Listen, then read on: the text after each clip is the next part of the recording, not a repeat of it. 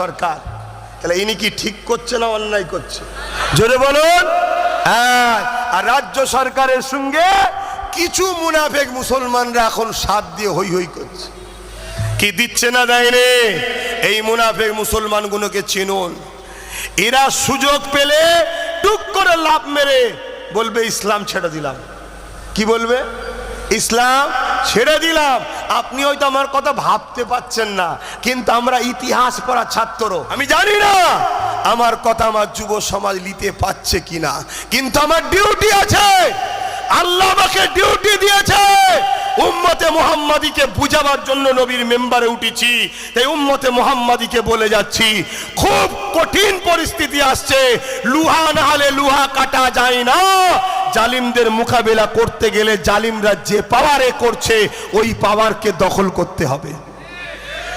আজকে যদি আমার কথা তোমরা শুনতে, তাহলে আজকে বলো তো দেখি, এই যে চেয়ারে বসে আছি, এই চেয়ারের 4টে পায়া আছে।